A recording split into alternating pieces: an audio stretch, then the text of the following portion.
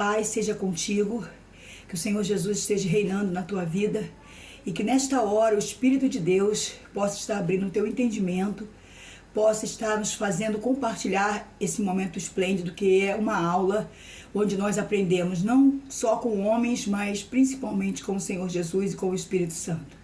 Então, que Ele reine aqui, que Ele faça parte desse momento, como Ele tem feito. Vamos lá?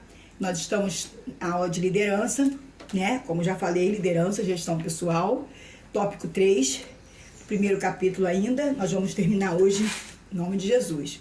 Então, vamos lá. O capítulo 3, o tópico 3, né, na verdade, fala sobre ouvindo a Deus juntos e praticando a interdependência.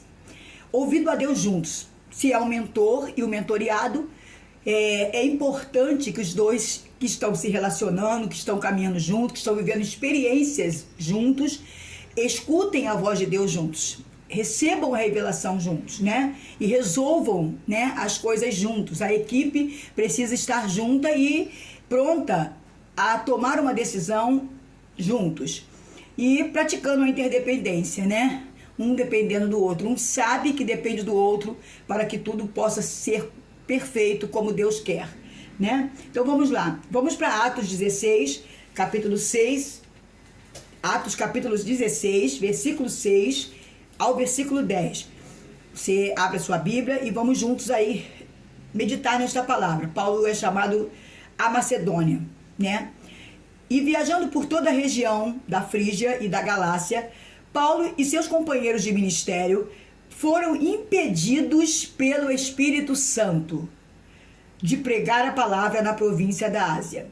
Quando avizinharam-se da região da Mísia, procuraram subir até Bitínia, mas também o Espírito de Jesus não lhes permitiu. Então, contornando a Mísia, desceram para Troade.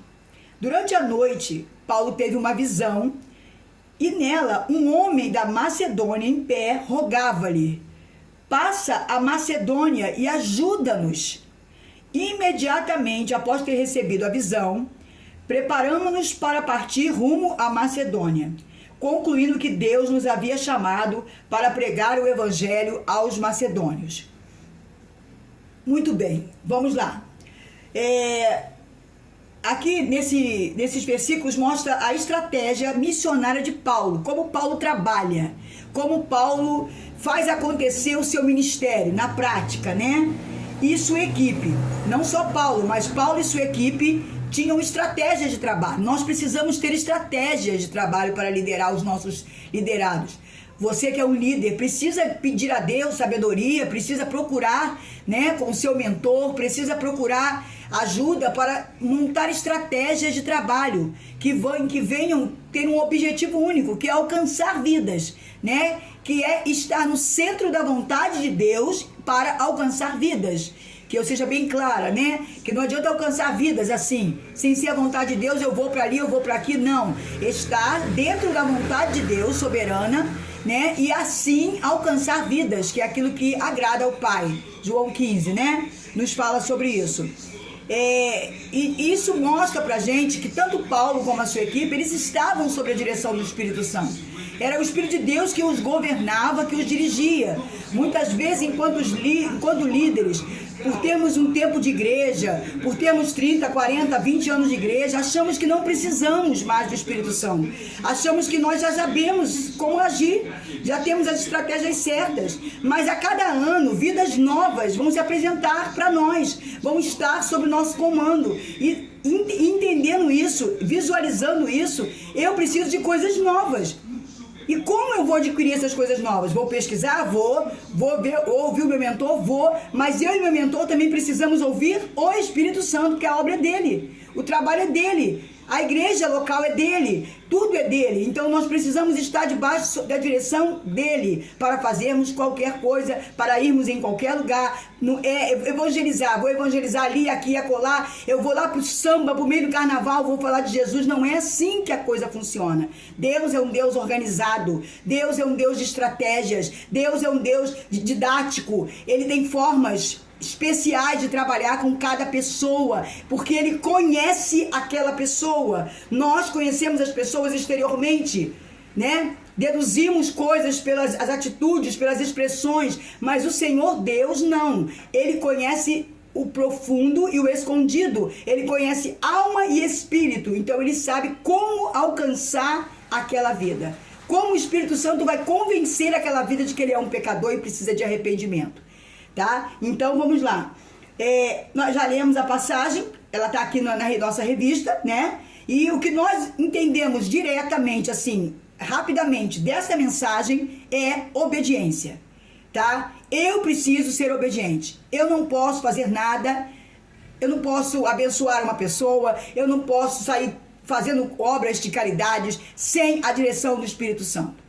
Muitas vezes, o exemplo, uma pessoa está passando uma necessidade e você com pena, que isso é uma coisa erradíssima, pena, porque nós chamamos Deus de injusto, Deus não é injusto, não temos que ter pena de ninguém, e nós olhamos para aquela pessoa e, não, eu vou fazer, tira as suas coisas de casa e vai lá e dá para aquela pessoa. E algo ruim acontece, ou qualquer coisa dá errado, e você não entende. Mas eu vou te explicar. Até para fazer isso, você precisa ter a direção de Deus. Porque, às vezes, aquela pessoa está passando por um processo de crescimento, de amadurecimento. Ela precisa reconhecer os seus erros para poder acertar, pedir perdão para poder recomeçar. E você está entrando numa área que não te compete. Deus está trabalhando ali e você está se metendo. Então, para tudo, nós temos que ter a direção do Espírito Santo.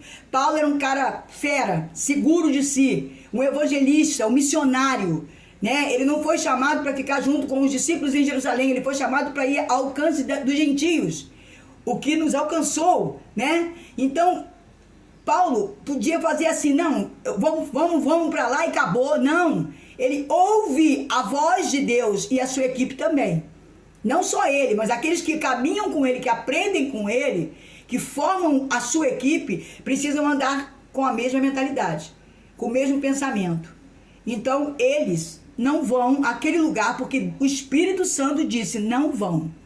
Vamos para tal lugar. O Espírito Santo torna a dizer, não vão.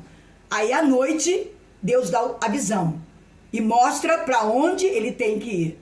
Então, nós precisamos estar, sim, nesta condição, se queremos ser líderes capazes e eficientes, capacitados e eficientes para a glória de Deus, a comando de Deus, né? Sendo comandados pelo Espírito Santo de Deus, porque nada nós podemos fazer por nós mesmos. Então, vamos lá. O escritor William MacDonald afirma que os cristãos primitivos receberam orientação de Deus pelos seguintes meios. Vamos ver os meios pelos quais eles recebiam essas orientações. As escrituras, porque eles já tinham a Torá, a palavra, os salmos, os profetas. Então, através daquilo ali, da leitura, o Senhor se revelava e mostrava a sua vontade. Visões e profecias, como essa que Paulo teve, foi dormir e teve a visão de uma pessoa chamando, pedindo por socorro na Macedônia. Tá? Profecias, um ou outro poderia ser usado, ou outra pessoa de fora, né? Circunstâncias. Naquele momento, as circunstâncias levam você a estar em determinado lugar. Conselhos e iniciativas de outros cristãos. Comunicação direta, possivelmente interna e subjetiva. Né? Algo que, como diz aí, subjetiva. Algo baseado na sua interpretação individual. Eles interpretavam que era necessário estar em algum lugar, fazer alguma coisa. E como eles eram homens que estavam sempre em oração e dirigidos por Deus, eles entendiam que aquilo ali era a vontade de Deus. Tá? Então essas eram as formas pelas quais eles recebiam orientação de Deus. Nesse caso específico, a orientação de Deus foi o quê? A visão de Paulo, certo? Mas a visão de Paulo só veio porque Paulo obedeceu o que foi falado antes. Se eu não obedeço, eu não vou ter a resposta de Deus. Eu vou ter a resposta de outras vozes, menos a de Deus. Tá? Então entenda que o princípio é a obediência. Eu preciso obedecer pela fé. Eu preciso crer que eu estou servindo a um Deus que é grande, que é poderoso, que tem um controle de tudo. Então eu posso obedecer fechando os olhos que tudo vai dar certo se eu seguir o passo a passo dele. E esse texto revela dois aspectos práticos no processo de formação espiritual de Timóteo. Ouvir a Deus juntos e interdependência. Foi o que nós começamos a falar no tópico 3. Né? Timóteo, nós vamos lembrar que ainda está em processo de aprendizado. Está sendo mentoreado por Paulo, sendo formado estava na formação de ser discípulo por Paulo. E aqui é a equipe de Paulo, claro. E ali o que ele via, o que ele entendia, o que ele aprendeu, que ele tinha que ouvir a voz de Deus e ser ligado com os outros da equipe. Ter interdependência, saber que ele dependia dos outros, porque às vezes Deus não ia falar com ele, ia falar com o outro. E a vontade de Deus era para todos ali, entendeu? Então vamos lá, ouvir a voz de Deus juntos. Vamos ver isso aqui. É um dos elementos chaves, né, do mentoreamento. Trata-se de uma experiência de encontros divinos, onde a vida de alguém é marcada para receber sabedoria, direção ou poder de Deus pela ajuda de outra pessoa, né? Ali Deus se manifesta ao mentor para cuidar, para estruturar, para se revelar ao mentoreado, né? Então há uma interdependência aí, mas os dois precisam ouvir a voz. Não é só o mentor que vai ouvir a voz e vai dar a ordem. O mentoreado também precisa ouvir essa mesma voz e fazer o trabalho junto com o mentor. Veja 4 chaves no processo de ouvir a Deus juntos, no contexto do mentoreamento. Nós estamos falando de mentoreamento. Primeiro, observação. Procurando analisar a situação do mentoreado de todos os ângulos possíveis. Tá? O mentor, ele tem que estar atento a isso. Analisar a situação do mentoreado. Como ele está, se ele está percebendo as coisas com facilidade, se ele está tendo dificuldade em algum ângulo, se colocando muitas vezes no lugar dele, para sentir o que ele sentiria, para pensar assim, o que ele sentiria nesse lugar, nessa circunstância, nesse momento. Como ele agiria, para que você possa estar passando algo construtivo para ele realizar. O outro ponto, confronto. Através de perguntas, fazendo o mentoreado refletir e chegar às suas próprias conclusões para mudanças que deseja. Você vai lançar questões para ele pensar, para ele refletir. Você não vai dar respostas prontas. Não é um pacote que você vai entregar. Você vai entregar algo que ele tem um enigma, que ele vai ter que desenrolar, estudar, descobrir, buscar para saber o que está acontecendo. Entendeu? Então ele vai lançar as questões e ele vai refletir. Se colocar no lugar do mentor e ver como ele agiria se fosse eu. E aí ele vai tirar as conclusões deles. As sugestões. Você está vendo que ele está fazendo algo que está atrapalhando o trabalho. Então você vai dar sugestões de mudança, evitando determinar o que ele tem que fazer. Não, faça assim, faça assado. Não. Querido, olha só. A forma que você está agindo nesse caso, esse caso não é o mesmo do outro, então não tá bom. Vamos pensar juntos, vamos ver como nós podemos fazer diferente. Vamos orar ao Senhor para que o Senhor mude o seu pensamento, para que você possa realizar o trabalho com mais eficiência. Tá entendendo? Você nunca vai dar nada pronto para a pessoa. Aliás, o educador, na verdade, o mestre, ele nunca deve dar nada pronto para o seu aluno. Nós estamos lançando um conteúdo. Nós estamos lançando um processo de mentoreamento, de mentoreado, de ensino para vocês. Para que vocês reflitam e pensem para praticar isso na igreja local.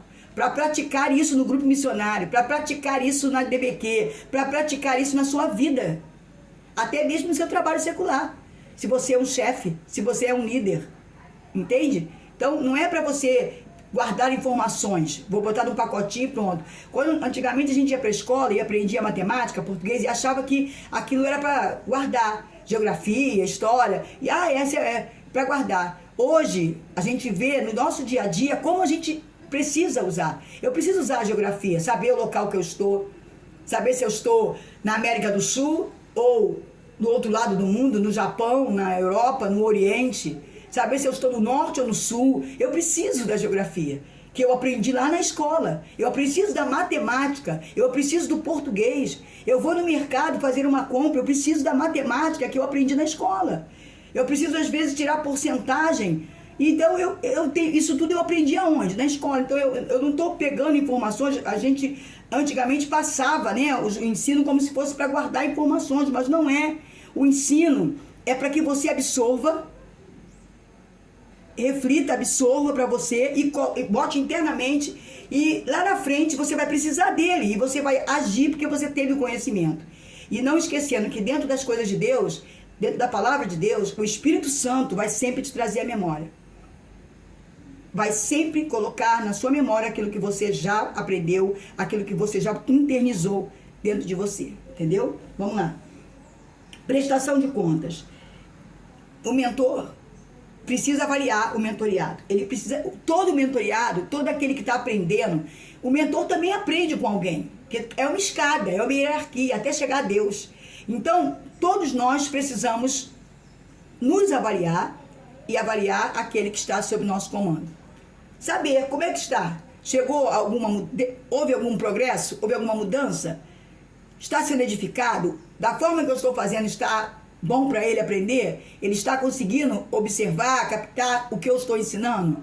Tudo isso é importante demais. E ainda ele fala que nós precisamos ser avaliados porque precisamos identificar o que tem que melhorar, né? E dar o retorno. Muito bem, eu avalio e eu falo o que eu avaliei. O retorno é eu dizer para você o que eu encontrei em você. Vamos lá. Vejamos 2 elementos no processo de uma boa mentoria que sobressaem no episódio em Troade. Aí eles vão para Troade, porque, né, eles passam em Troade, os quais que são indispensáveis no processo da formação de um líder pastoral. A soberania de Deus e a interdependência nas decisões, né? O que aconteceu em Troade? Paulo teve a visão, não foi isso? Se eu não estou enganada aqui, Paulo teve a visão em Troade. Aqui, então contornaram a Mícia e desceram em Troade, isso mesmo. E durante a noite Paulo teve uma visão. Então Paulo teve uma visão em Troade.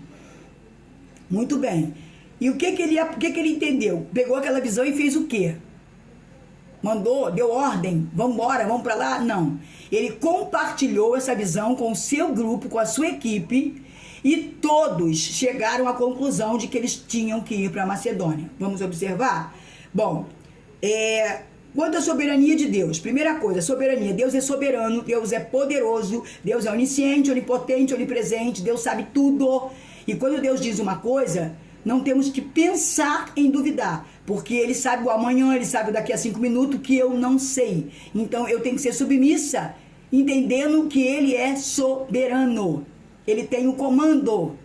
Vamos lá. Por 2 vezes na passagem, o Espírito Santo impediu Paulo e seus companheiros de pregar o Evangelho, né? Nós vimos isso. 2 lugares que eles iam, isso na Ásia e depois em Bitínia. Eles iam pregar e Deus mandou eles não pregarem ali.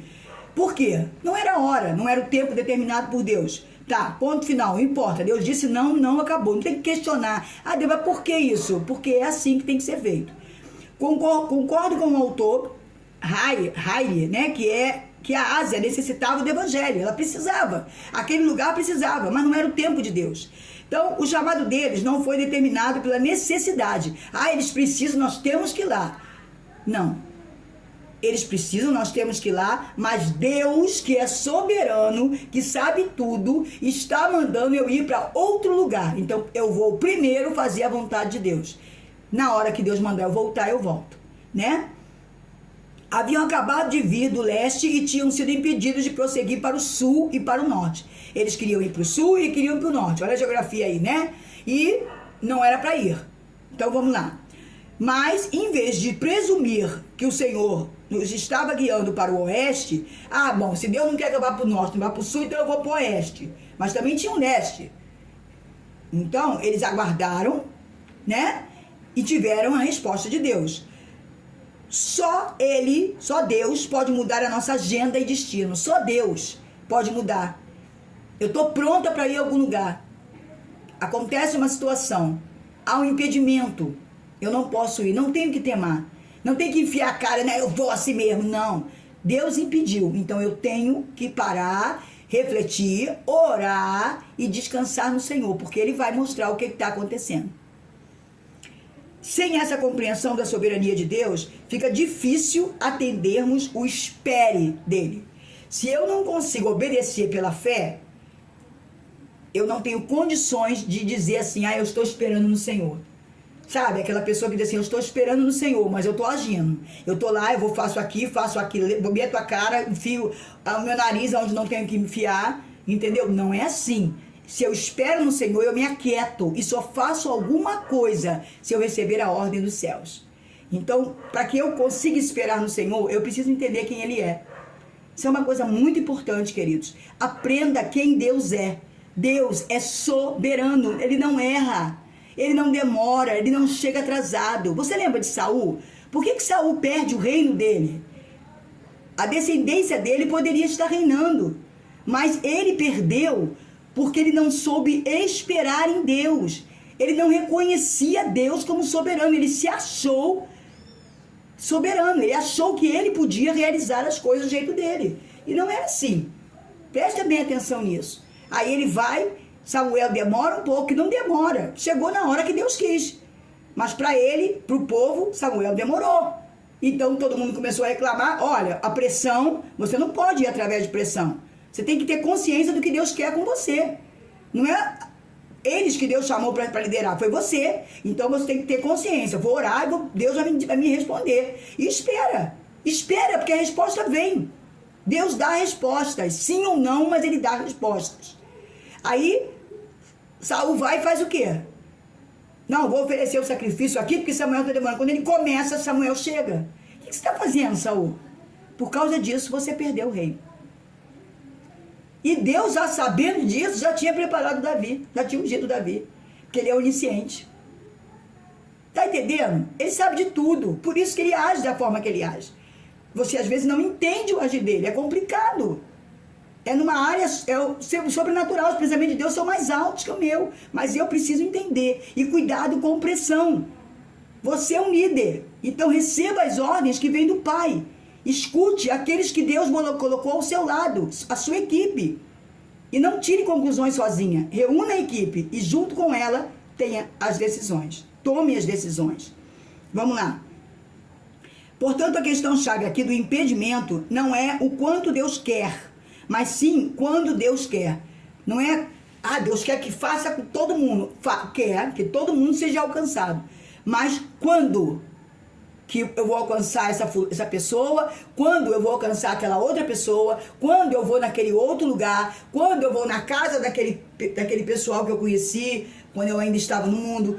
Tudo tem um tempo determinado por Deus. Isso está escrito na palavra, né? Vamos lá.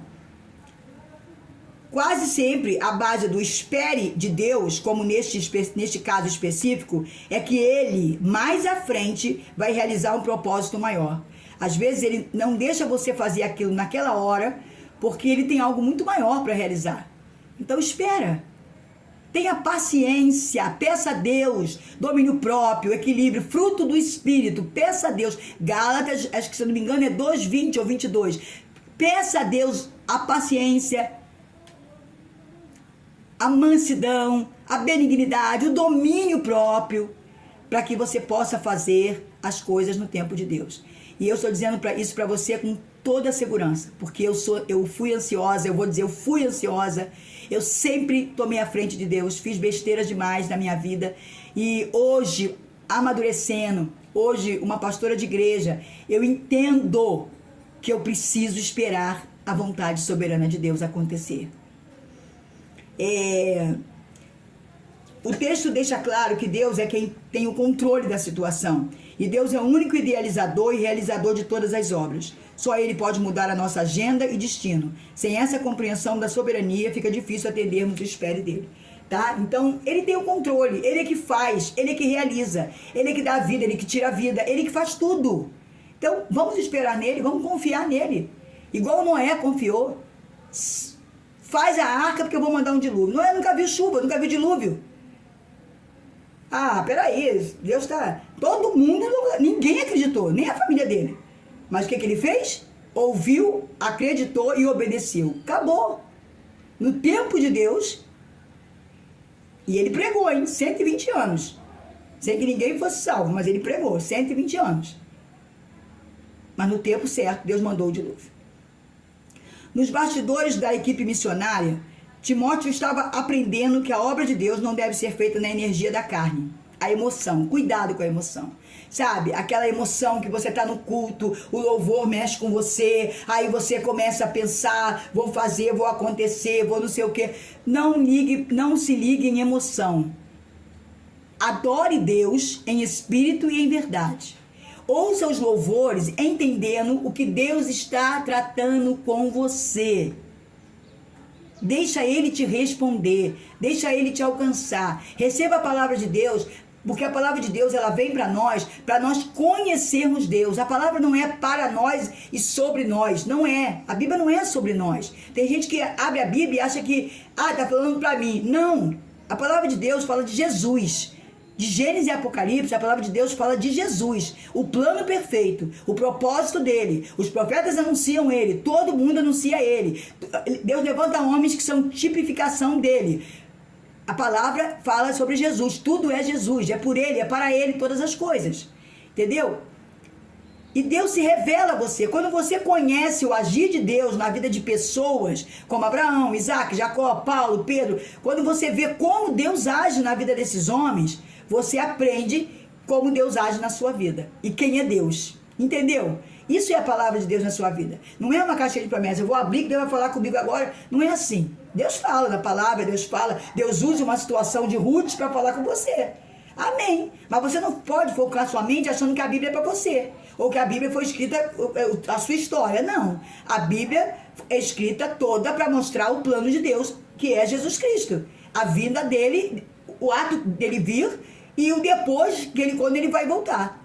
E o depois, quando chegar a vida eterna. Entendeu? Então, nós conhecer a palavra e conhecemos Deus. E sabemos as suas latitudes. Vamos lá. Podemos aprender 4 lições no episódio de Troade, né? Reconhecer a soberania de Deus. Reconhecer a soberania de Deus, que a soberania de Deus me livra de ter que responder todas as perguntas sobre as ações soberanas de Deus, né? Eu não tenho que responder tudo que Deus vai fazer, eu não sei. Ele é soberano, não eu. Então eu não tenho que dar respostas a todas as coisas. Reconhecer a soberania de Deus, que a soberania de Deus me afasta do espírito de orgulho, aquele espírito que eu sei, eu sou, né? Eu não sei, não sou nada. Quem é Ele? Ele é o eu sou. Eu sou o que sou, como ele disse para Moisés. Reconhecer a soberania de Deus, que ela nos leva a errar menos. Se eu obedecer, eu vou errar menos. Com certeza, eu vou errar ainda, porque eu não sou falho. Ainda alguma coisinha lá eu vou deixar a desejar. Mas muito menos do que eu não reconhecer essa soberania. Vamos ver a interdependência nas decisões. Já vimos o ouvindo Deus juntos, né? O mentor e o mentoriado e a equipe também. E também interdependência, eu dependo do meu irmão. Quanto à interdependência nas decisões, observe que a visão em Troade foi dada para Paulo. Paulo teve a visão. Mas a decisão de partir foi tomada em equipe.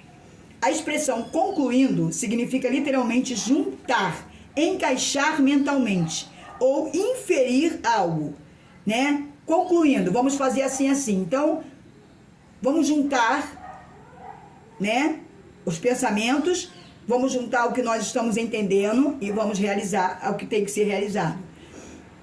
A partir de uma variedade de dados. Paulo compartilhou a visão aos seus companheiros de equipe, depois discutiram o seu significado e implicações. O que significa isso? Por que você tem uma visão com alguém na Macedônia, né? E então eles vão concluir juntos. O que nós vamos fazer então com essa visão? Chamamos isso de decisões participativas. Toda boa equipe faz decisões de forma participativa. É interdependente.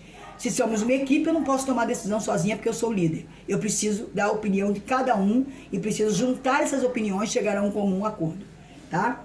A interdependência é o mais alto nível de compromisso na liderança cristã, no contexto de uma igreja local ou equipe. Exatamente por trazer ao nível de consciência uma realidade espiritual perfeitamente perceptível no corpo, né? É o mais alto nível de compromisso na liderança. A liderança tem que entender, você é o líder, mas você não tem que fazer tudo sozinho. Primeira coisa, você depende da soberania de Deus. Primeira coisa, nunca duvide disso. Deus é que tem que dar as ordens. E segundo, que essas ordens, quando chegam, tem que ser discutidas com o grupo e todos têm que tirar a conclusão de o que vão fazer. Para isso você tem, por exemplo, a nossa igreja, um conselho local. Que o pastor vai reunir e vai tirar as conclusões, né?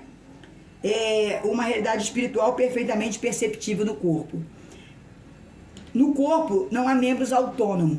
Todos os membros recebem ordem da cabeça e se movimentam em conformidade com os outros membros. Você conhece o corpo humano e você sabe que se eu tirar o dedo e jogar ali, esse dedo vai morrer. Então ele não é autônomo. Ele não pode se... Eu sou, não pode. Ele depende dessa mão, depende desse antebraço, do antebraço. Ele precisa do corpo. O braço precisa do tórax, nós precisamos do corpo. O corpo tem que estar ajustado para que o cabeça mande a ordem e todos os membros recebam. É assim que funciona o corpo humano e é assim que funciona a nossa vida espiritual, já que somos corpo de Cristo, onde Ele é o cabeça. Vamos para o tópico 4. Experiências práticas que levam à maturidade de um líder. A experiência de Paulo com Timóteo mostra que o mentoreamento consiste numa experiência relacional, na qual o mentor capacita seu mentoreado compartilhando os recursos dados por Deus. Então, Paulo recebe de Deus. Paulo não é nada, ele aprende com Deus a cada dia, vive experiências e depois ele mentoreia alguém. Quer dizer, quando o Timóteo foi, ele já tinha mentoreado outros, então ele já tinha uma certa bagagem, uma certa experiência. Mas mesmo assim, o comando dele veio de Deus, porque cada situação é uma situação, cada viagem foi uma viagem. Cada viagem teve uma experiência e Timóteo viveu agora essa experiência nessa viagem que está fazendo com Paulo. Um dos grandes desafios do mentor é tornar a vida do mentoreado relevante, né? Algo que tem importância. O mentoreado ele precisa sim, saber que o que ele está fazendo tem um significado, tem uma importância, tem um objetivo. Não é ele está fazendo por fazer. Ah, não, vou fazer isso aqui com você para você aprender. Não, nós vamos fazer isso porque você vai ter uma experiência muito grande e vai saber lidar com situações lá na frente, tá? O mentor deve ajudá-lo nesse processo de busca pela excelência e despertá-lo a investir sua vida em algo que vale a pena, entendeu? O mentoreado vai sair dali entendendo que ele precisa buscar sempre a excelência, fazer o melhor, não é fazer as coisas de qualquer jeito. Ah, porque eu não tenho material, então eu faço. Não, mesmo eu não tendo recursos, eu vou orar, eu vou procurar, eu vou conversar com outras pessoas, eu vou buscar, né? E fazer tudo com excelência. E o mentoreado também vai ser despertado. Que tudo que ele for investir na vida dele, no trabalho dele, no ministério dele, vai ser algo que vai valer a pena. Não vai investir em coisas que não tem nada a ver, que vai ficar por aí. Que não vai, é aquelas pessoas que começam uma coisa daqui, gastam dinheiro, larga pra lá. Começa outra aqui. Isso não... Entendeu? Você vai começar a ser trabalhado para você entender que você tem que pensar 10 vezes antes de fazer alguma coisa e investir, tá? Investir naquilo que vai valer a pena para você. Para você e para aqueles que estiverem em sua volta. Timóteo está sendo treinado por Paulo enquanto caminha. Nós já vimos isso, né? Timóteo tem aula prática, ele tem aula teórica e ele tem aula prática. E esse momento é uma aula prática. Ele está vendo tudo o que está acontecendo. Ele viu que Paulo não foi para o primeiro lugar assim. Eles receberam o entendimento de que era para não ir e não foram. Chegou no segundo lugar, a mesma coisa. Ele entendeu a visão, entendeu a reunião da equipe. Ele está vendo todos esses detalhes. Você deve estar percebendo que o relacionamento de Paulo com seus formandos é um relacionamento de família. Né? Eles não se unem como eu sou o chefe, eu sou o líder, eu sou o grandão. Não, eu procuro manter um ambiente familiar. Claro que até no ambiente familiar tem que ter respeito. Eu tenho um pai e uma mãe maravilhosos que brincam, que falam assim, amém. Mas você precisa respeitá-lo, porque eles ainda são seu pai e sua mãe. As decisões ainda são deles. Ainda que eles chamem você, peçam sugestões, conversem, entendeu? Ainda que todos, a família toda sente junto e tire as decisões, porém, eles são os líderes. E tem que haver o respeito. Deus trabalha com hierarquia. Ele utiliza-se da mesma metodologia que vivenciou sob a liderança de Barnabé. Então, Paulo, né, já teve as orientações, já foi mentoreado por Barnabé. Ele aprendeu e ele traz consigo essa experiência e ele mesmo aplica essa experiência em Timóteo. Isso é muito lindo, né? Vamos ver aí. Para Paulo, a teologia não era uma disciplina filosófica. Ela consistia em muito mais que isso, ou seja, em uma estreita relação com a vida. Suas cartas não oferecem nenhuma teologia abstrata, extraída de algum plano de curso. Elas se baseiam em problemas, perguntas e situações reais das igrejas que ele fundara. Coisa terrível, né? Filosofia é questionamentos, né? Quem sou eu? Da onde eu vou? É a ciência que estuda essas questões que nós não temos resposta. Então, Paulo não vivia no mundo da lua assim, igual Platão, né? Não, ele vivia no mundo real. Né? E ele mostra que a teologia é um mundo real. Ele vai trabalhar com coisas reais da sua vida, né? Ele coloca a sua vida e os ensinos e a missão juntos. Ele trabalha isso juntos, na prática. Ele começa a praticar isso na sua vida, normalmente, e com isso ele aprende. Com os problemas que surgem, com as perguntas que chegam até ele, ou que ele mesmo faz a si mesmo, ou a Deus, entendeu? É aí que ele vai trabalhar o seu ministério. E a teologia é exatamente isso, né? Porque Paulo abria várias igrejas, fundava várias igrejas e deixava discípulos lá. E as experiências que ele tinha nesses lugares, as questões que aquele povo levantava, igual o povo de Éfeso, que era idólatra, que Tessalônica, essas coisas todas que Paulo vivenciou, é o que ele trazia para mentorear outros, ensinar outros, tá? Agora Paulo e sua equipe, incluindo Timóteo, iniciam o processo de formar novas igrejas a partir de grupos pequenos, não muito promissores, nas cidades de Filipos, Tessalônica e Bereia. As pressões do dia a dia poderiam sobrecarregar e desanimar Timóteo, mas ele estava firme e determinado. Este era o momento dele ganhar força e permanecer na batalha, pois daqui para frente a situação iria ficar ainda mais difícil. Então, Paulo agora tem um projeto, né? Tem uma estratégia de trabalho. Eles vão começar a formar novas igrejas. Não é levantar templos, eles iam para as casas. E ali eles formavam igrejas. Igreja na casa de fulano se convertia, vamos lá. Hoje a gente faz células, mas naquele momento eram igrejas que ele levantava nas casas das pessoas, né? Grupos pequenos, como nós chamamos hoje. Mas em qualquer lugar, num templo ou numa casa, nós vamos ter problemas, pressão do dia a dia. E isso pode desanimar qualquer um que está começando, no caso aqui Timóteo. Mas Timóteo estava firme e estava determinado que era aquilo que ele queria para a vida dele. Então, neste momento, ele tinha que ter a sabedoria para usar todas as pressões, todos os problemas para crescer, para melhorar, para ficar melhor e maduro, para enfrentar qualquer situação. Né? Você quando passa por uma luta muito grande, quando você sai dela, você está mais maduro. Quando vem outra luta, você já sabe lidar melhor com esta outra luta, porque você teve sabedoria para usar aquela dificuldade para crescer. Então, isso é o que está acontecendo com Timóteo. Ele é determinado, ele quer ficar? Então vamos lá, você vai ficar, vai ganhar força e vai permanecer, porque a coisa só vai piorar. Eu não posso ficar anunciando, igual no mundo de hoje que nós estamos vivendo, que o mundo vai melhorar. Ano que vem vai entrar fulano no governo, vai ser uma bênção. Não vai ser nada. A palavra de Deus me afirma que nós estamos indo para o fim, que nós vamos ser arrebatados, a noiva vai ser arrebatada e Deus está caminhando para o fim. A tribulação vai tratar com Israel. E é isso aí a história. Aí eu vou ficar dizendo para os outros que vai melhorar, não vai melhorar nada. A sua vida é guardada pelo Senhor. Você vive no reino de Deus. O Senhor está com você. Venha a nós o seu reino. Mas eu tenho que fazer a vontade dele. Tá? Eu tenho que entender que ele é soberano. E aí eu vou ter paz, eu vou ter alegria, mesmo estando aqui nesse caos. Mas nada vai melhorar, né? As coisas só vão ficar mais difíceis. A cada hora que eu faço a vontade de Deus, que eu ganho almas, o diabo mais se levanta com o seu exército para destruir minha vida, toca na minha família, vai não sei aonde. Ele vai ficar tentando de todas as formas me destruir. Então a minha luta vai ser cada vez maior. Como sabemos, Timóteo era um tanto tímido e lhe faltava um pouco de autoconfiança. Ele seria mais um João Marcos que desistiria da missão. Em Atos 13:13 a gente vê João Marcos voltando para Jerusalém. E isso irrita muito Paulo, de uma tal maneira que quando Paulo vai fazer a próxima viagem, ele não leva João Marcos, leva Silas. E aí Barnabé fica chateado com Paulo, que Paulo não tem paciência, e pega João Marcos e vai com João Marcos para outro lugar. E Paulo vai com Silas.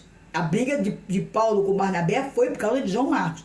porque João Marcos foi um desistente, né? Não aguentou depois ele foi bênção, ele trabalhou com Paulo lá na frente, mas nesse momento ele foi um covarde, ele não aguentou o rojão. Mas Timóteo era determinado, né? Não, Timóteo não era assim. Se eu mentor, eu protegeria.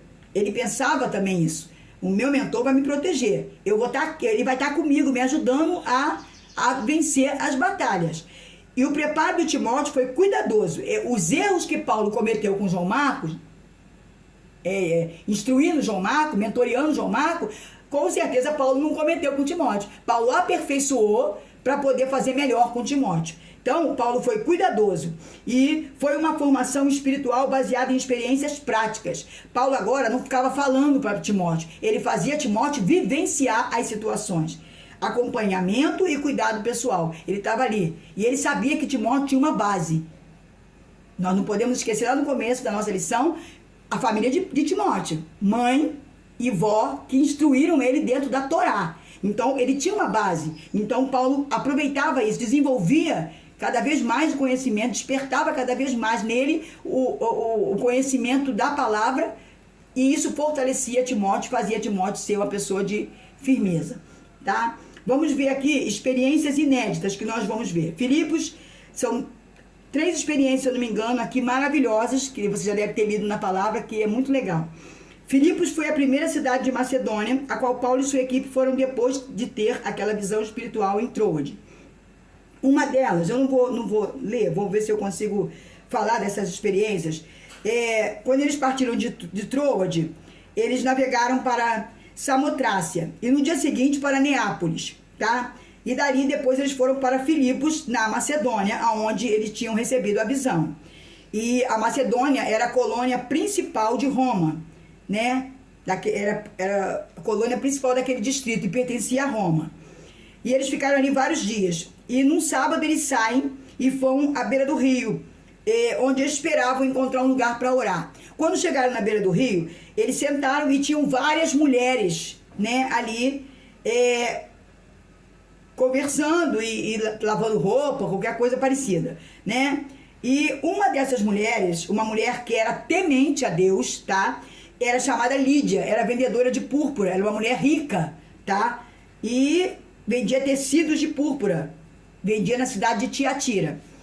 E o Senhor abriu seu coração, quando ela começou a ouvir Paulo, ouvir lá Silas, e até talvez Timóteo, ou Timóteo estava só observando, mas ali ela começou a ouvir as palavras de Deus, ouvir Paulo falar de Jesus, falar do seu encontro com Jesus, que a pregação de Paulo era isso, falar do seu encontro com Jesus, de quem foi Jesus, da morte dele, de que tudo que se falava nos Salmos, nos profetas, desde Gênesis, era sobre Jesus, que ele era o Messias esperado, e quando ele começava a falar nessas coisas, o Espírito de Deus tomava Paulo, era uma coisa tão intensa, tão poderosa, porque não era Paulo, era o Espírito Santo falando, né? E aquela mulher abre o coração naquele momento, se converte e deseja ser batizada nas águas, tá? Então ela e sua família recebem o batismo, porque a palavra diz isso: se você crê e for batizado, será salvo. É só isso, não tem obras, não tem nada. Eu varri a igreja, não tem nada. Crê e for batizado, você será salvo. E foi o que aconteceu com esta mulher, uma mulher rica, mas que temia Deus,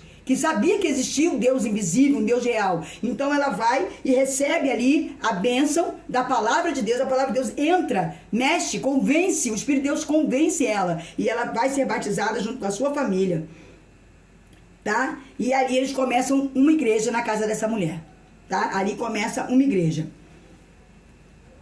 porque ela chama eles para ficar na casa dela, tá? Depois, certo dia, eles indo para o lugar de oração, eles encontram uma escrava que tinha um espírito que predizia o futuro.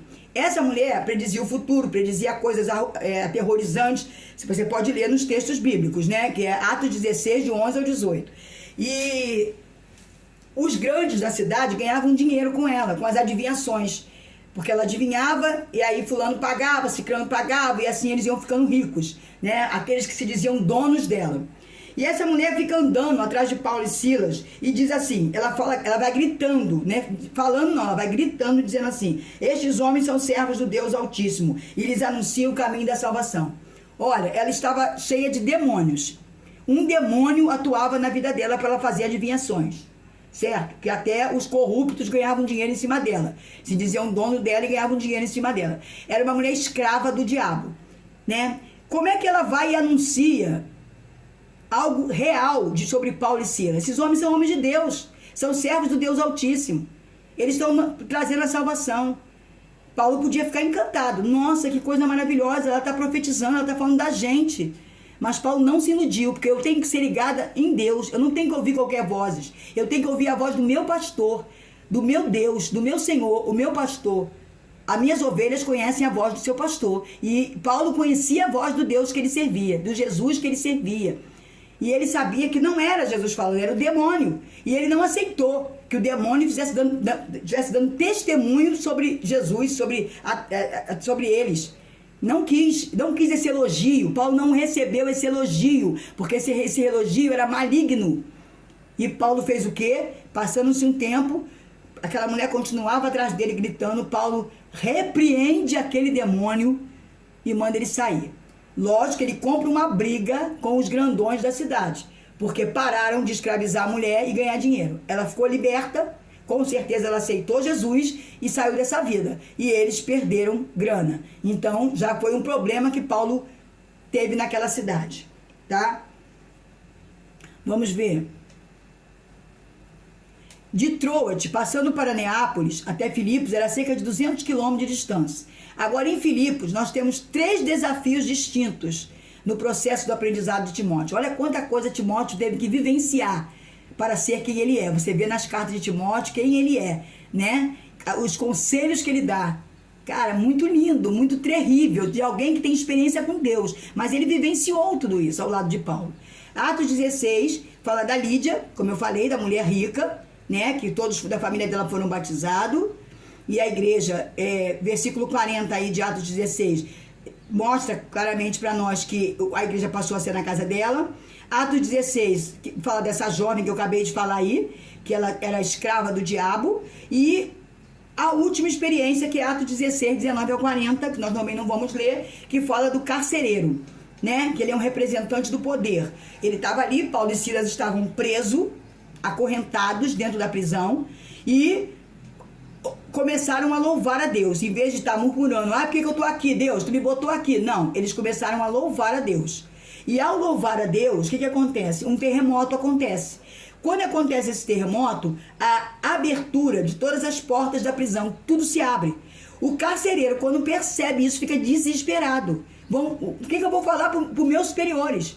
E pega uma espada e tenta se matar. E Paulo grita, não faça isso, não saiu ninguém daqui, todos nós estamos aqui.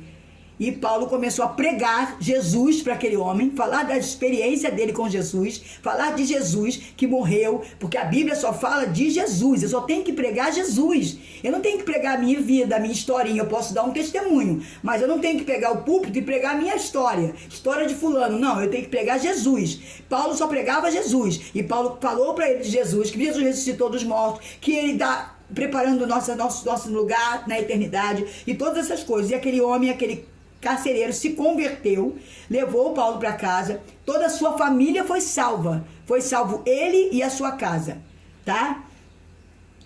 É o que nós vemos aí nesse texto. Ele ficou com medo de perder o emprego, perder a própria vida, né? E ele tentou se matar. E ele pergunta, o mais lindo é que quando ele vê que ele está diante de algo sobrenatural, que aqueles homens são servos de um Deus Altíssimo, ele pergunta, senhores, o que devo fazer para se salvar, para ser salvo, né? E aí o Paulo vai explicar a ele e ele vai realmente se converter. Então, com essas 3 experiências evangelísticas distintas, cada caso é um caso aqui, como nós vemos que Timóteo está num processo de treinamento vivencial. Aprendendo aqui também que para impactar positivamente alguém, precisamos acompanhá-lo e envolver-se em sua vida. Não adianta Paulo contar a história. Paulo precisava levar ele para vivenciar, porque eram coisas sobrenaturais. Se contasse para alguém, foi igual a abertura do Mar Vermelho. Se alguém contar para alguém como foi, você imagina, mas você não tem noção do que aquelas pessoas viveram quando estavam lá. Eu não tenho noção. foi algo muito grande. Se contar, ninguém acredita. Então, é essa situação que Paulo fazia. Paulo levava Timóteo para vivenciar as coisas, porque era muito mais fácil dele entender e receber dentro de si a palavra de Deus. O objetivo do treinamento bíblico é formar alguém, é formar um homem de Deus, uma mulher de Deus. Não é informar. Ninguém vai para o curso de teologia para aprender, gravar, decorar a palavra, saber tudo sobre Bíblia. Não. Você vai para você aprender mais sobre Deus, se estreitar mais com Deus, viver experiências enormes com o Senhor, tá? E se quer liderar, alguém disse isso, foi John Maxwell, se quer liderar, precisa aprender. Se pretende continuar liderando, não pode deixar de aprender. Você tem que continuar tendo essas experiências. O mentor tem que continuar tendo essas experiências. Ele vai passar para o mentoriado, mas ele precisa continuar tendo, tá? E temos as experiências diversificadas. De Filipos, Paulo e sua equipe vieram a cerca de 160 quilômetros até Tessalônica. E aí nós vemos a passagem, né? Quando eles passaram para chegar em Tessalônica, havia uma sinagoga judaica e Paulo já era acostumado a fazer isso. Ele foi para a sinagoga e discursou lá, discutiu 3 sábados, igual Jesus fazia também, né? Ia pensando que começou a falar e ali eles só falavam da Torá, do Velho Testamento, da espera do Messias, e Paulo já levou o conhecimento novo, a nova aliança, Jesus veio, ele é o Messias, e essas coisas mais. E aí começou a haver discórdia, né? Até porque falar em Jesus ressuscitou, os saduceus não acreditavam em ressurreição. Então, porque a igreja ali, naquele momento, a sinagoga era dividida em grupos, né? Fariseus, saduceus, e essênios, e outros povos, e outros grupos. E o saduceu não cria em ressurreição. Então, se falar Jesus ressuscitou dos mortos, isso para eles era um escândalo, e aí começavam as controvérsias. Explicando e provando que o Cristo deveria sofrer e ressuscitar entre os mortos. Ele explicou isso dentro da palavra, porque está escrito na palavra. Isaías fala sobre isso, né? E dizia, este Jesus que lhes proclama é o Cristo. Alguns dos judeus foram persuadidos e se uniram a Paulo. Então, nessa conversa de Paulo e Silas na sinagoga, muitos judeus se convertem e vão se tornar noiva de Cristo, né? E alguns permanecem como aqueles judeus ortodoxos que não aceitam até o dia de hoje Jesus como Messias. Muitos gregos também temeram a Deus e não poucas mulheres de alta posição, mulheres ricas, inclusive que sustentaram o ministério de Paulo com ofertas, né? Com trabalhos. Em Tessalônica, o líder em treinamento, Timóteo, presenciou o quanto seu mentor era brilhante na defesa da verdade do Evangelho. E veja as expressões, discutiu com eles com base nas Escrituras, explicando e provando, foram persuadidos. Olha esses 3 aspectos. Paulo só podia ir discutir com quem conhecia a Torá, os salmos, as profecias, os profetas menores, maiores. Ele só poderia ir lá se ele também conhecesse. E nós sabemos que Saulo, né, o antigo Paulo, ele conhecia muito bem a Torá. Ele só não conhecia o Deus da Torá. E isso foi quando ele teve um encontro com Jesus que ele passou a conhecer o Deus da Torá, o Deus que cumpriu a Torá, que foi Jesus, né? Então, Paulo discutiu com eles com base. Ele sabia o que estava falando. Às vezes a gente quer discutir com alguém sobre religião, que isso aí não existe, né? Mas se nós começarmos a falar com alguém sobre a Bíblia, nós precisamos conhecer, nós precisamos ter referências, nós precisamos mostrar, olha, está escrito assim, assim, está escrito. Foi assim que Jesus argumentou com Satanás. Quando ele tentou Jesus, Jesus falou, está escrito. Está escrito, porque a palavra, tudo vai passar, menos a palavra de Deus. E nada pode ser acrescentado à palavra de Deus, nem um tio. Ai daquele que fizer isso. Então, ele tinha conhecimento, ele estudava, ele conhecia. E ele podia discutir com qualquer pessoa sobre a verdade, sobre Jesus. E ele, além de conhecer a palavra, ele tinha tido experiência nesse Jesus, tá? Depois ele explica, ele prova, ele começa a provar o que ele está falando. E aquelas pessoas foram persuadidas, tá? Foram convencidas pelo Espírito Santo e pela palavra a aceitarem Jesus como seu Salvador. A argumentação irrefutável do Paulo persuadiu e converteu alguns judeus e muitas outras pessoas. Timóteo observava tudo isso e aprendia mais uma faceta do ministério de Paulo. Manejar a palavra de Deus muito bem, né? E ele fala sobre isso quando ele escreve a sua carta. E Paulo estava treinando o jovem Timóteo para ser discípulo, aprendiz e não um mero repetidor de informações. Não é aquela pessoa que fica copiando o pregador tal, não. É aquela pessoa que ouve a palavra, conhece ela através de uma pregação, de um estudo, e depois ela vai ter a sua própria experiência dentro da palavra com Deus e vai pregar essa palavra para outras pessoas. Ele consegue aprender a pensar, Timóteo, com toda essa vivência, ele consegue aprender a pensar, romper paradigmas e ser autor da sua própria história. Ele não ia ser imitador de Paulo, ele ia ser Timóteo, pregando sobre Jesus, porque ele também teve suas experiências com Jesus. Ele vivenciou as experiências junto com Paulo, mas ele teve as suas próprias, né? Romper paradigmas. Aquilo ali sempre foi assim, tem que ser assim. Não, não tem que ser assim. Se eu tiver que romper com esse costume, com essas coisas, porque eu vou agradar mais a Deus, amém. Para terminar, no 4,16, nós vamos ver aí. Provavelmente Paulo permaneceu ali por muito mais tempo, né? E aí ele mostra aí o período que ocorreu entre Atos 17,4 até Atos 17,5. Ele teve que ficar ali durante um tempo suficiente para fazer todas as coisas mencionadas na sua carta. Ele teve que falar muitas coisas para os Tessalonicenses, estavam muito cheios de problemas, né? E ele teve que conversar sobre detalhes com os Tessalonicenses, né? Sobre os problemas que eles estavam vivendo ali. Problemas conjugais, problemas de família, problemas de trabalho, tudo ele teve que esclarecer dentro da palavra para aquele povo que estava se convertendo. Tais como exercer o seu trabalho, ter novos convertidos, pregar, né? Porque aí outros se converteram, e instruir novos crentes, instruir como começar uma vida com Cristo, né? Que depois eles iam dar suas pisadas sozinhos. E formar um forte laço de amor com essas pessoas, né? Deixar ali uma marca, né? Paulo era amado por aquelas pessoas eram amadas por Paulo. Paulo podia até ser assim, disciplinador, mostrar um autoritarismo que não tinha, mas mostrar que ele era meio rude, meio assim, né? Um soldado, né? Ele era militar, tinha sido militar, então podia até ter esse jeito, mas o amor sobressaía tudo, e ele passava esse amor para aquelas pessoas. E ele ficou ali em Tessalônica o tempo suficiente para receber dos filipenses uma ajuda. Ele ficou ali e ele ficou sem recursos, porque Paulo, nos tempos vagos, trabalhava, fazia rede, né? Tendas. E ele trabalhava para poder ter o seu ganho, não ser pesado para Jerusalém, para a igreja, porque ele pertencia ao concílio. Mas, no meio de tudo isso, Deus sabe da nossa necessidade. Por isso que eu digo para você hoje, não se preocupe. Não ficais ansiosos por coisa alguma, que a vez de comer, de vestir. O povo ficou no deserto 40 anos com o mesmo sapato sem rasgar. Deus sabe quando chega a hora que você precisa de um novo. Entende isso? Deus sabe. Então, naquele momento ali, ele estava precisando. Ele, Silas, Timóteo, precisando de recursos. Para comer, para vestir, sei lá. E a igreja dos Filipenses, o próprio Deus cuida disso. A igreja de Filipenses manda ajuda financeira para Paulo. Tão abençoada que Paulo reparte com sua equipe e Paulo ainda manda para o concílio. Mas em Tessalônica, Paulo também enfrentou forte oposição ao evangelho. Houve aqueles que não aceitaram. Como eu falei, o dos seus foi né, esse grupo, porque eles brigavam por conta de ressurreição. Eles não acreditavam e não queriam que o povo fosse na onda de Paulo, né? Então, quando Paulo prova biblicamente, dentro das escrituras, que isso é possível, que Deus fez isso, aí muitos partem para o evangelho. E esses homens ficam revoltados, não só eles, mas em outros.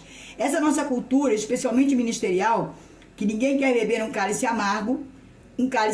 Jesus bebeu um cálice amargo. Ele bota o exemplo aí, Lucas 22:42. Nós vemos Jesus dizendo para Deus: Senhor, se for possível, faça de mim este cálice. Ele não estava aguentando. Mas depois ele para e pensa: não, todavia, se cumpre em mim a tua vontade. Tudo que é obra de Deus é difícil. Tudo que você se propõe a fazer, que é bom, que é a vontade de Deus, o ministério é algo difícil. Tem pessoas que entram para o ministério para ficar ricos, para comprar carro novo, para isso ou para aquilo. Queridos, o ministério é árduo. O ministério é difícil. Você tem momentos maravilhosos? Tem. Você usufrui de prosperidade? Usufrui. Deus cuida de você. Deus te dá o que você precisa. Mas, porém, os momentos difíceis são imensos. São muito grandes. Muito grandes. E você precisa ter força em Deus para prevalecer, para se fortalecer. Você precisa ser um conhecedor da palavra, estar buscando nela todos os dias. Você precisa ter a presença do Espírito Santo, ela não pode sair de dentro de você, para que você possa vencer as dificuldades, certo? Para você ser forte o suficiente para aguentar tudo que é necessário. Não é um sofrimento que nos destrói, antes nos torna plenamente humanos. Só vai nos tornar melhor, pessoas melhores, que vão compreender o outro melhor, que vão amar o outro como nós amamos a nós mesmos. Vamos cumprir, inclusive, os mandamentos, que é amar a Deus sobre todas as coisas. A cruz, ó, vertical, horizontal. Amar o próximo como a si mesmo. Eu vou me preocupar muito mais com os outros do que comigo mesmo. Eu vou parar de ser egoísta, avarenta e outras coisas mais. Então, as lutas só servem para fazer você crescer. Resumo, nesse capítulo, o que nós aprendemos? O perfil do líder que a igreja precisa, sendo treinado enquanto caminha, ou experiências práticas que levam à maturidade de um líder. Vivendo essas experiências, vamos crescer, vamos ser mais maduros. Acabamos o capítulo 1, exercício está aí, pode fazer, deixar na secretaria, tá? E nos vemos em breve. Vamos orar?